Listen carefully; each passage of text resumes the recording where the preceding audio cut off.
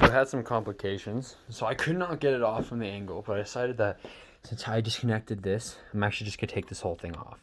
So in order to get this off, I used I think this is a T30, and I loosened these bolts right here, and now we're gonna take it off. So that's the next step. Unfortunately, I didn't want to go that far as to take these off, but I felt like it was unfortunately going to happen because this was a serious pain in the butt. Like, I can't express how hard that was just to get it off. I think I ended up even maybe broken the stock clamp. So as frustrating as that might be, we are replacing it, so it doesn't really matter. But I didn't want to have to do that. Kind of sucks. So we're gonna have to probably zip tie it or something if we had to put it back on. So be careful with these. There are some bolts that are really loose. I mean, very easy to lose. This one in the back here is the hardest. Don't forget there are washers with this also.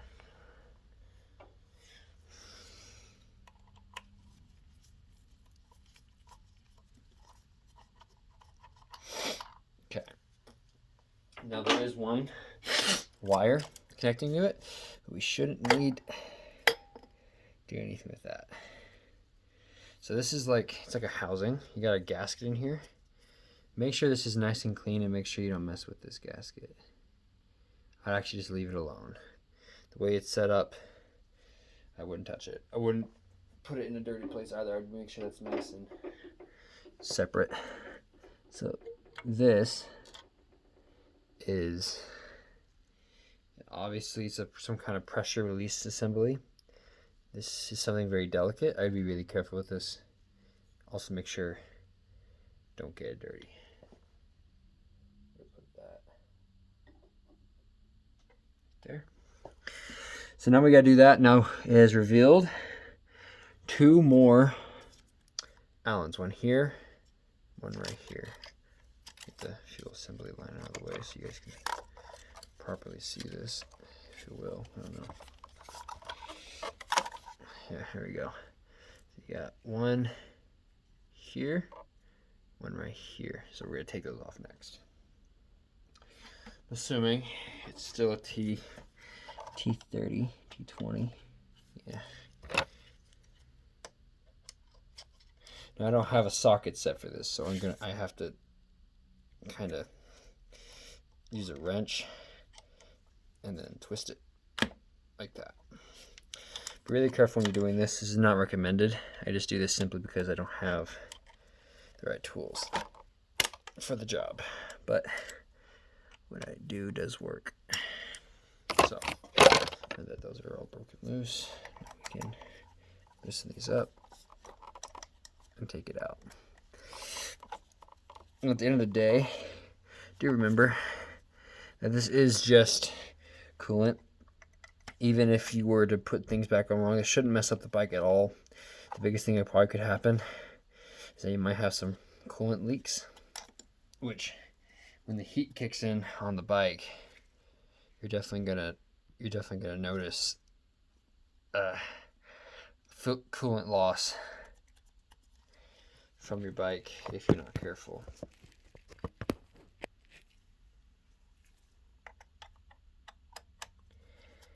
Okay.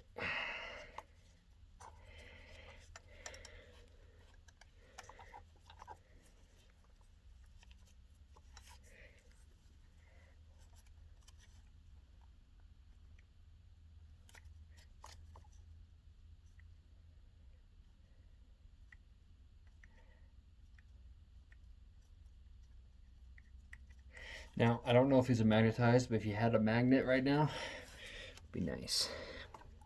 Luckily for me, I don't think I could really lose these bolts if I were to happen to drop them. Whatever you do, obviously, don't drop anything in here. That would be a very big no-no. It would not be a good day, because God forbid, something falls in there, you were never getting it out. I mean, you probably would, but you'd be taking apart the entire motor just to fucking find it. So now this should be able to be coming off just like that. There shouldn't be a gasket. If there is, be very careful. I can't see it yet because I'm still trying to pull this out.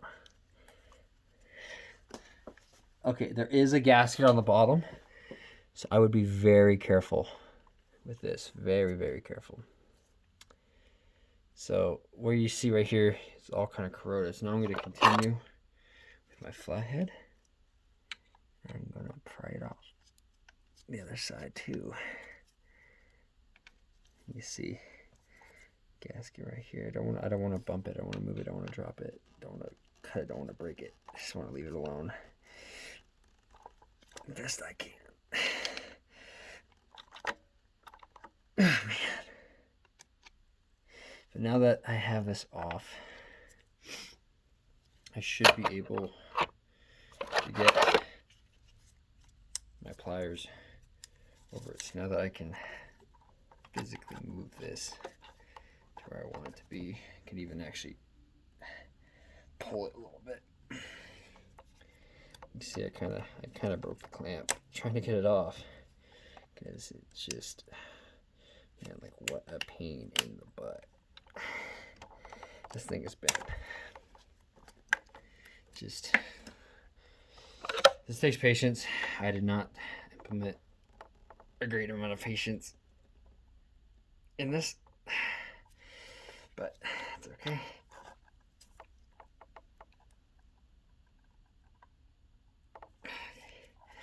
It's almost off.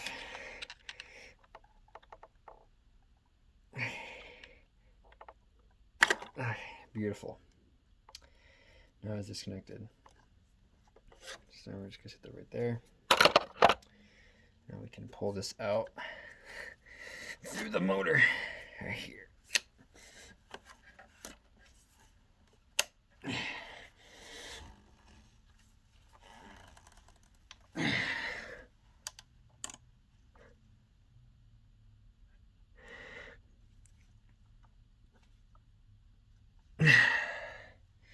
Okay, so now what we're gonna do is we're gonna get that rag using the clean part. We're gonna put this on. Now we're gonna put it back together. Now, don't tighten it because we are going to need to take it apart. Also, wipe your hands off. Make sure there's no debris on your hands. We are going to need to be taking it off again in order to get everything back on. I would just make sure, since my hands were in here, make sure it looks really clean. It looks clean to me, so I don't think we're going to have a problem. And that's the part you're going to have to reconnect to. So, definitely going to want to keep this out. Definitely going to probably want to keep this end over there on the outside loose, and then keeping this one, put this one on first. That way you don't have to wrestle with it going in. But the gasket looks good, nice and clean. So now we're going to reassemble this very gently. You don't want to knock the ring. You want it to sit nice and smooth. You don't want it to, you just want it to seat right back in it like that. Now, the gaskets are supposed to sit in this groove. The reason why they're not is because they've been sitting in there so long that they end up sticking to the metal on the opposite side. But if your gasket falls off, basically all you gotta do is just reseat it in there. Now take your Allen, make sure you didn't go set it somewhere far away, and start threading in one of these. Not all of it, don't go all the way. You're just gonna start it, make sure it's nice and straight so you don't strip anything. I'm just gonna slowly rotate this in. Once it's kind of fastened, you can look inside here. You can see if everything is lined up good. Make sure they have the holes lined up. The gasket's still in place. So now all I have to do is put this other bolt in and make sure it stays in. Kind of just drop it in the hole, kind of feed it back, make sure it kind of hold down the housing in place, don't let it move. Slowly rotate that in. Just keep spinning it until it starts doing it. Now, again, we're not tightening this, we're just going to make it snug. You just want to hold it in place to make sure that gasket's good. So I can't move it, but nothing's torqued down or tight. You can see in there, make my finger's clean. You see in there, there's the rim, right? There'd be like a little seam, a little line, and there's no gap. It's nice and flush. So that's how we know the gasket went in correctly. So now that we're done with that, now we're gonna assemble this. Now this is clean, I don't need to wipe it down. I don't personally want to wipe it down, so we're just gonna set this in here. This is directional, so you see these two slots right here. This slides like that into there. And you can see you can turn it a little bit, but it won't spin all the way around. That's how you know you did it right. Put that nice in there, nice and snug. Now you're going to take the last one, which is directional like this. You're going to set that on. So before you screw anything, kind of squish it down, make sure it feels like it's secure, make sure it feels like the gasket fell into the crack. If you see the gasket being squished out the side, or if you feel like a little wobble to when you tighten it, or if you start running it and there's leaks, then you'll know that the gasket was not sealed. But it looks like we're good. So now we're gonna just continue to reassemble this.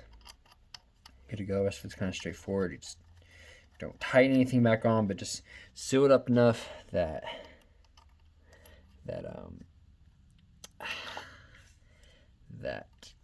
everything's good to go. Now, when we wash out the system, obviously the new hoses will be in, so actually be fast. This will all be fastened and tight when we do that. This is just loose right now because we're going to have to take it off again in order to put the new hoses on. Every bike is a little bit different.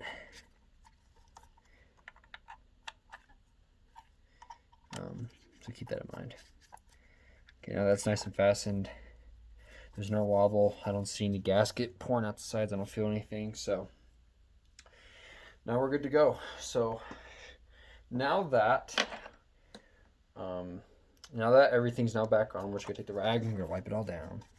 Make sure it's nice and clean. Yeah, we're definitely gonna take it off again because if you can notice, I'm trying to turn the camera a little bit here. I don't know if I can. Should be able to.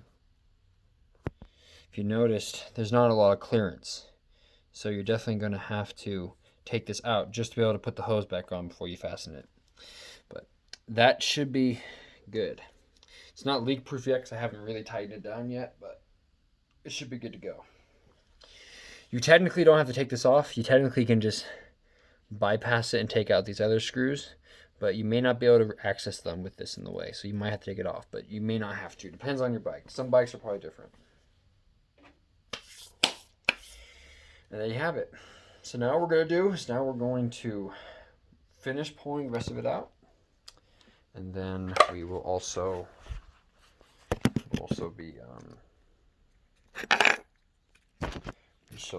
be fastening